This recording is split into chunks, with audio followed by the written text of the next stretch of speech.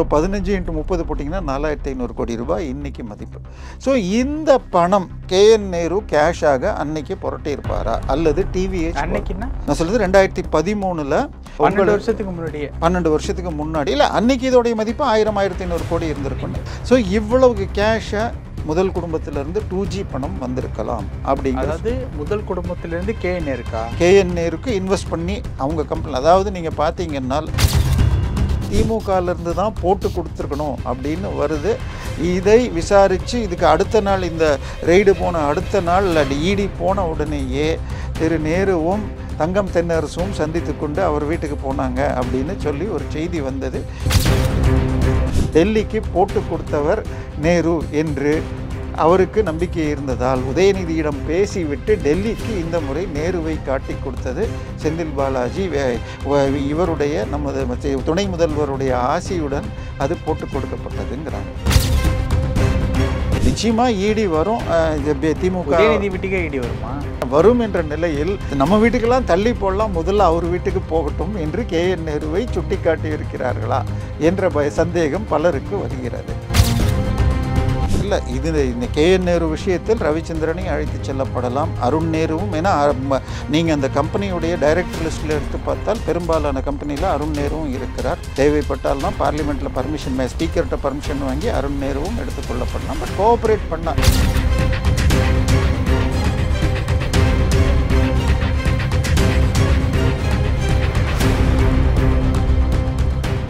Real one நேயர்களுக்கு வணக்கம். இன்று நம்மளுடைய நேர்காணலுக்கு அரசியல் விமர்சகர் திரு தேவப்பிரியா அவர்கள் இணைஞ்சிருக்காங்க. சார் வணக்கம். வணக்கம். எப்படி இருக்கீங்க? நல்லா இருக்கேன். KN நேருனுடைய வீட்டில் ரைடு அப்படிங்கிற விஷயத்தை பற்றி நம்மளே நிறைய பேசியிருக்கோம்.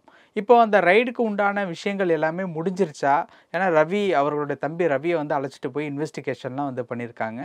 சட்டவிரோதமாக பணம் பரிமாற்றம் செய்யப்பட்டதற்கு உண்டான ஆவணங்களை நாங்கள் கையில் எடுத்திருக்கோன்னு சொல்லி இடி சொல்லியிருக்காங்க. இந்த மாதிரி பல செய்திகளை நம்ம கேள்விப்பட்டோம்.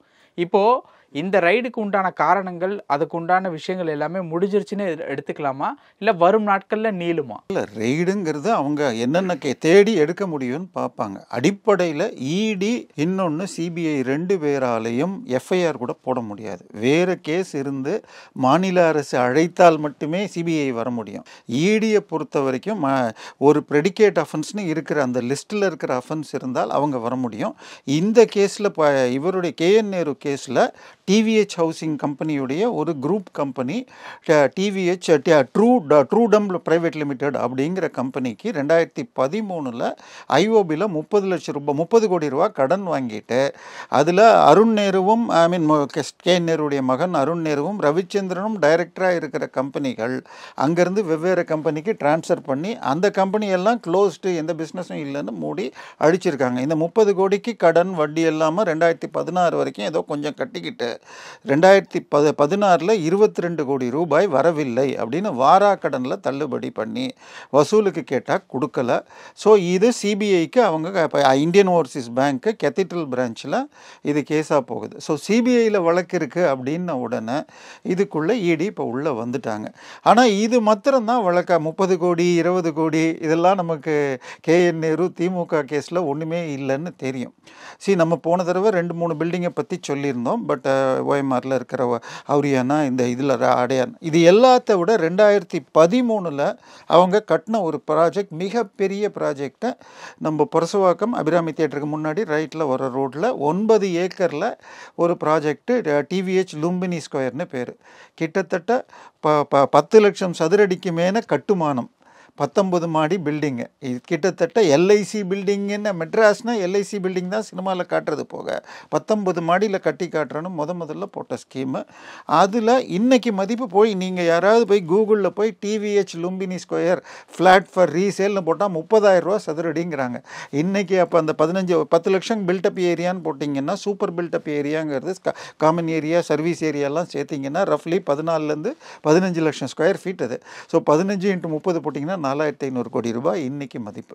ஸோ இந்த பணம் கேஎன் நேரு கேஷாக அன்னைக்கு புரட்டி இருப்பாரா அல்லது டிவிஎச் அன்னைக்குன்னா நான் சொல்றது 2013 12 வருஷத்துக்கு முன்னாடியே 12 வருஷத்துக்கு முன்னாடி இல்லை அன்னைக்கு இதோடைய மதிப்பு 1000-1500 கோடி இருந்திருக்குன்னு இன்னைக்கு 4500 கோடி அது வித்திருப்பார். அது வெவ்வேறு கைக்கு போயிருக்கும். அன்னைக்கு இவ்வளவு கேஷை ஒரு முன்னாள் ஏன்னா அப்போ அமைச்சரவையிலும் இல்லை ஆட்சி திமுகவில் 2011 போயிடுச்சு.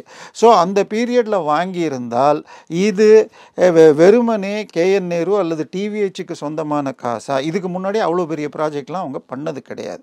ஸோ இவ்வளவு பெரிய இதில் டெல்லியில் போய் அப்ரூவல் வாங்கினா தான் இந்த மாதிரி 19 மாடி கட்ட முடியும். ஸோ அப்போ டெல்லியில் காங்கிரஸ் திமுக ஆட்சி தான் இருந்தது. ஸோ அங்கே வேலை ஈஸியாக போச்சு. ஸோ இதில் இருக்கிற பணம் வெறுமனே நேருவோடதோ அல்லது டிவிஹெச் நிறுவனம் போலவோ இருக்காது. வெறும் 30 கோடிக்கு இந்த கம்பெனி பணத்தை கட்டலன்னு பார்க்குறோம். அப்போ 1000 கோடி லேண்டு மாத்திரமே அன்னைக்கு 3 கோடி ஒரு கிரவுண்டுன்னு போட்டால் ஒரு ஏக்கர் கிட்டத்தட்ட 40 கோடி இன்ட்டு 9 ஏக்கர்னு போட்டிங்கன்னா 400 கோடி வரும். கட்டுறதுக்கு உங்களுக்கு 10 லட்சம் ஸ்கொயர் ஃபீட் கட்டுறதுக்கு 200 கோடிக்கு மேலே போகும். அது தவிர செல்லிங் எக்ஸ்பென்ஸ்.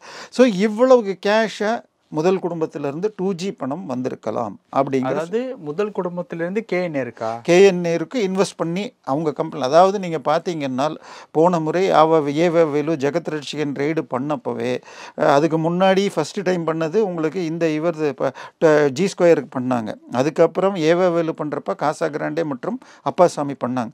சரி, இன்னைக்கு தேதியில் பணம் கேஷாக வந்தால் அவை இன்வெஸ்ட் பண்ணுறதுக்கு இருக்கிற ஒரே இடம் ரியல் எஸ்டேட் மற்றும் சினிமா தான். ஸோ சினிமாவை பொறுத்தவரை ஒரே குடும்பம் தான் தமிழகத்தின் மொத்த தியேட்டர்ஸையும் கண்ட்ரோல் பண்ணிக்கிட்டு இருக்கு. சினிமாவும் பல தயாரிக்குது. ஸோ ரியல் எஸ்டேட்டில் பெரிய கம்பெனிகள்னு சொன்னால் நம்ம ஏற்கனவே இந்த கம்பெனி இப்போ டிவிஹெச் தான். அதுவும் அந்த பீரியடில் அதை ஆரம்பிக்கிறாங்க. அதுக்கு அடுத்தது நம்ம சொன்ன இதில் குவாட்ரண்ட் இதெல்லாம் இந்த ஒரு ப்ராஜெக்ட் 1000 கோடிக்கு மேலே போய் பண்ணியிருக்காங்கன்னா ஆச்சரியமா. இதில் இன்னொரு விஷயம் என்னன்னா, இப்படி இவங்க வந்தாங்க இல்லையா இடி இங்கே வந்தப்போ நேராக ஒரு இடத்துக்கு போகல. ஒரே நாளில் அடுத்த இது பண்ணல 20 இடங்களில் போய் சர்ச் பண்ணியிருக்காங்க. இதெல்லாம் அவ்வளவு எளிதாக இந்த லூப் ஹோல்ஸ் கிடைக்காது. ஸோ இதையெல்லாம் யாராவது திமுகலேருந்து தான் போட்டு கொடுத்துருக்கணும் அப்படின்னு வருது. இதை விசாரித்து இதுக்கு அடுத்த நாள் இந்த ரெய்டு போன அடுத்த நாள் இடி போன உடனேயே திரு நேருவும் தங்கம் தென்னரசும் சந்தித்து கொண்டு அவர் வீட்டுக்கு போனாங்க அப்படின்னு சொல்லி ஒரு செய்தி வந்தது. இது நேருவை போன வருடம் கிட்டத்தட்ட 458 நாட்கள் திமுகவின் திராவிட தியாகி ஜெயிலுக்கு போகிறதுக்கு முன்னாடி அவரை பற்றிய செய்திகள் எல்லாம் ரொம்ப வெளிப்படையாக அவர் இங்கே வீடு கட்டுறாரு, இந்த இடத்துல லேண்டு வாங்கியிருக்காரு, இதை பண்ணியிருக்காருன்னு வெளியில் சில ஊடகத்தார் கொடுத்தாங்க. இது அவர் நேருவுக்கு மிக நெருக்கமானவர். செந்தில் பாலாஜியை பற்றி டெல்லிக்கு போட்டு கொடுத்தவர் நேரு என்று அவருக்கு நம்பிக்கை இருந்ததால் உதயநிதியிடம் பேசிவிட்டு டெல்லிக்கு இந்த முறை நேருவை காட்டி கொடுத்தது செந்தில் பாலாஜி. இவருடைய நமது துணை முதல்வருடைய ஆசியுடன் அது போட்டு கொடுக்கப்பட்டதுங்கிறாங்க. ஸோ இந்த நிலைமையில் இன்னைக்கு 2G இன்னும் அடுத்த வாரம் 18ஆம் தேதியிலிருந்து என்னுடைய நினைவு சரி என்றால் 2G வழக்கு டெல்லி உயர் நீதிமன்றத்தில் தினந்தோறும் நடக்கும். கனிமொழி மற்றும் ராசான் இருக்கு.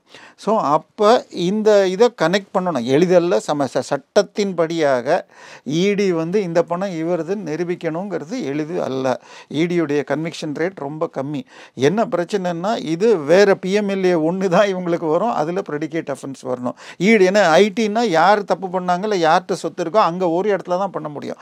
இடி அவங்களுக்கு சொந்தமுள்ள எல்லா இடத்தையும் பார்க்க முடியும். இப்போ 20 இடத்தையும் பார்த்துட்டு அவங்க ரைஸ் மில், ஆசியாவிலேயே மிகப்பெரிய ரைஸ் மில், அந்த ரைஸ் மில்லில் போய் பார்த்தீங்கன்னு சொன்னால் அந்த ரைஸ் மில் இருக்கிறது 5 ஏக்கரில். ஆனால் முன்னால் இருக்கிற ஒரு 12,500 சதுரடி இடம் வாய்க்கால் ஆக்கிரமித்து எடுத்திருக்காங்க. அதை ஜெயலலிதா பீரியடில் போய் இடிச்சிட்டு பண்ணால் சட்ட விரோத காரியத்தை நாங்கள் அதுக்கு பதிலாக அந்த பக்கம் வேறு இடம் கொடுக்குறோன்னு ரெகுலரைஸ் பண்ணது ஜெயலலிதா ஏற்றுக்கல. ஸோ சட்டத்தை இவங்க எல்லா விதத்துலேயும் வளைச்சிருக்காங்க. இதை தாண்டி இவங்களுக்கு அமெரிக்காவில் ரியல் எஸ்டேட் இருக்குங்கிறாங்க. நீங்கள் இதில் பசுமை விகடனில் போனேன்னா இவருக்கு ஃபார்ம் இருக்குதுன்னு அவர் பைக்கை ஓட்டிக்கிட்டு அவரே கூட்டிகிட்டு போகிறார். அதுலேயே சொல்லுவார் இங்கே 500 மாடு வச்சுருக்கேன், அங்கே இன்னொரு பண்ணையிலையும் மாடு இருக்குது. ஆவினுக்கே நான் தான் பால் ஊற்றுறேன். ஸோ இந்த அளவுக்கு தன்னுடைய இதை அவர் இன்னும் சில பேர் என்ன சொல்கிறாங்க, அவர் ஒன்றும் சாதாரணமாக வரல, அவங்க குடும்பம் நல்ல பெரிய குடும்பம், முன்னாடியே 200 ஏக்கர்லாம் வச்சுருந்தாங்க. சார் அதே லால்குடி பகுதியிலேருந்து வரேன், இன்றைக்கும் லால்குடியில் விவசாய நிலம் வச்சுருந்தீங்கன்னா ஏக்கர் 5 லட்சம் 10 லட்ச ரூபா. இங்கே இவர் கட்டியிருக்கிற இடமெல்லாம் இன்றைக்கி மதிப்பு போட்டிங்கன்னா ஒரு ஏக்கர் 200 கோடி ரூபாய். சாந்தோமில் உட்காந்து சாந்தோமில் அவர் கட்டியிருக்கிற சன் டிவிக்கு அப்புறம் பீச் பார்த்துக்கிட்டு ஆஃபீஸ், லக்ஸுரி ஆஃபீஸ் வைக்கணுன்னா பெசிலியா டவர்னு இவர் 2 லட்சம் சதுரடி பில்டிங் கட்டி வச்சுருக்காரு. அது இன்றைக்கி மதிப்பு 600 கோடி ரூபாய்க்கு மேலே போகும். அது முழுக்க கூட இது பண்ணாமல் அதை ஜேவி மாதிரி இன்றைக்கும் லீஸுக்கு தான் கொடுக்குறேன்னு பல போர்ஷன்ஸை இன்றைக்குமே வச்சிட்ருக்காரு. ஸோ டிவிஹெச் என்பது ஒரு மிகப்பெரிய ஆக்டோபஸ் கன்ஸ்ட்ரக்ஷன் கம்பெனியாக திருச்சியில் மாத்திரம் நம்மளுடைய கமெண்ட்லேயே யாரோ ஒருவர் கொடுத்துருந்தாங்க. அதை நான் அப்புறமா விசாரித்தப்போ திருச்சியில் புதிய ஏர்போர்ட் மற்றும் புது பஸ் ஸ்டாண்டு வர்ற இடத்துல அந்த இடத்துல 500 ஏக்கருக்கு மேலே இவருடைய நிறுவனங்கள் வளர்ச்சி போட்டிருக்கு அப்படிங்கிறாங்க. அதே மாதிரி கோயம்புத்தூரில், அதே மாதிரி சேலத்தில், ஒரு ஊர்லேயும் வருது. ஸோ இது எல்லாத்தையும் ஏன்னா ரெய்டு பண்ணி இருக்கிறது 10 இடங்களில் தான். அருண் நேருக்கு சொந்தமானது, டிவிஹெச்சுக்கு சொந்தமான இடங்கள். இன்னும் சொல்ல போனால் ஒரிஜினல் கேஸ் எதுக்குன்னா ட்ரூடோம் என்ற அந்த கம்பெனிக்கு 30 கோடி கொடுத்து அதிலிருந்து ஒரு 7 கோடிக்கு ஒரு கம்பெனி, 3 கோடி ஒரு கம்பெனி, 15 கோடின்னு பிரித்து கொடுத்து அந்த கம்பெனியெல்லாம் இன்றைக்கி ஸ்ட்ரைக் ஆஃப் கம்பெனி, இதில் அந்த மாதிரி கம்பெனிகளே இல்லைன்னெலாம் பண்ணிட்டாங்க. ஸோ இது எல்லாமே மணி லாண்ட்ரிங்கில் ரொம்ப தெளிவாக வரும். ஆனால் இது எல்லாம் 30 கோடி தான். அவங்க எதிர்பார்க்கிறது எனிவேர் பிட்வீன் 10,000 to 20,000 கோடி இன்வெஸ்ட்மெண்ட்ஸ் ரியல் எஸ்டேட்டில் போயிருக்கு. இப்போ ஒரு விஷயம் சொன்னீங்கல்ல, உதயநிதியினுடைய அனுமதியினோடு செந்தில் பாலாஜி வந்து KN நேரு வந்து மாட்டி விட்டுருக்காருன்னு. அப்போ உதயநிதிக்கு சீனியர் அமைச்சர்கள் மேலே ஏதாவது கோபமா? அதாவது இன்னைக்கு இருக்கிற அமைச்சர்களில் சில பேர், நம்ம காட்பாடி துரைமுருகன், இப்போ பொன்முடி மற்றும் இவரை எடுத்துக்கிட்டிங்கன்னா அவங்கெல்லாம் தம்பி ஸ்டாலின்னு பேர் சொல்லி கூப்பிடுறவங்க.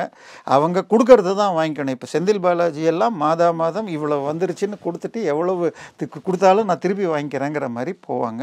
ஸோ அதனால் இவர்கள் கொடுப்பதை மட்டும் வாங்கி, இன்றைக்கி நம்ம பேசுகிற வேளையில் பொன்முடியுடைய கட்சி பதவியும் நீக்கப்பட்டிருக்கு. அவருடைய மகனுக்கு MP போஸ்ட் கொடுக்கலங்கிறதும் உங்களுக்கு தெரியும், கள்ளக்குறிச்சியில் கொடுக்கல. ஸோ சீனியர்கள் கொஞ்சம் கொஞ்சமாக அமுக்கப்படுகிறார்கள். ஸோ இப்போ பொன்முடிக்கு வேறு காம்ப்ரமைஸாக வேறு ஏதாவது போஸ்ட் கொடுக்கலாம். அவருடைய விழுப்புரம் மாவட்டத்தை கூட 2ஆ 3ஆ பிரித்து அவருடைய மிகப்பெரிய எதிரியான இப்போ மஸ்தானுக்கும் அதில் ஒரு பகுதியும், இன்னொன்று அந்த ஏரியாவில் வன்னியர்கள் அதிகம் சொல்லி ஒரு அதிமுகலேருந்து வந்த ஒரு வன்னியரை மாவட்ட செயலாளராகவும் போட்டிருக்காங்க. ஸோ நிச்சயமாக திமுகவை தன்னுடைய கண்ட்ரோலில் எடுத்துக்கணும் அப்படின்னு உதயநிதி ட்ரை பண்ணுறாரு. நிச்சயமாக இடி வரும். திமுக உதயநிதி வீட்டுக்கே இடி வருமா? இல்லை, நான் சொல்றது இடி கண்டிப்பாக வரும் என்று. யார் வீட்டுக்கு? திமுக மீது ரெய்டு வரும் எதிர்பார்த்த, இல்லை வரும் என்று எதிர்பார்த்த, நான் வரேன் வரும் என்ற நிலையில் நம்ம வீட்டுக்கெல்லாம் தள்ளி போடலாம், முதல்ல அவர் வீட்டுக்கு போகட்டும் என்று KN நேருவை சுட்டி காட்டி இருக்கிறார்களா என்ற சந்தேகம் பலருக்கு வருகிறது. மீதி யாருக்கு வரும்னு சொன்னால் இன்று வரை TR பாலு மேலே எந்த ஒரு ரெய்டும் வரல. ஈவன் இந்த டாஸ்மாக் ஊழலில் கூட அவருடைய நிறுவனம் கல்ஸ்லையும் அவருக்கு பங்கு இருக்குன்னு சொல்லி காளியம்மாள் பேசியிருப்பாங்க. கல்ஸில் சார்பாக திருவாரூர் அண்ட் சுகர்ஸ் 4 ஃபேக்ட்ரியை எடுத்திருக்காங்க. போன எலெக்ஷன் 2024 பார்லிமெண்ட் அப்போ கல்ஸ் நிறுவனம் திருவாரூர் அண்ட் சுகர்ஸுடைய 4 சுகர் ஃபேக்ட்ரியை எடுத்து அதனுடைய டிஸ்டிலரியை எல்லாம் பெரிதுபடுத்தி டாஸ்மாக் சப்ளைக்கு போகுது, அதில் கனிமொழிக்கும் ஷேர் இருக்குது அப்படின்னு சொல்லி காளியம்மாள் பேசினாங்க. ஆனால் அதை எடுத்து வழக்கு போடல. ஆனால் நம்ம இது பிரகாரம் பார்த்தா கோல்டன் வேர்ட்ஸ் மட்டும்தான் வருது.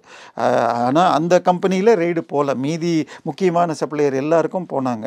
ஸோ அவர் இருக்கார். மூர்த்தி பேரில் பெரிய அளவில் போகலாம். மூர்த்தி இருக்கார். நேற்றைய தினம் நீங்கள் பார்த்தீங்கன்னா வீரபாண்டி ஆறுகம் மேலான அந்த சொத்து குவிப்பு வழக்கு ஒரு கீழ்கோர்ட்டில் டக்குன்னு மூடினது செல்லாதுன்னு தீர்ப்பு வந்திருக்கு. இன்னும் MRK பன்னீர்செல்வம், துரைமுருகன் வழக்குகள் அதே நீதிபதி கீழே ரிசர்வ் பண்ணியிருக்கு. அடுத்த வாரத்தில் அது வந்துடும்.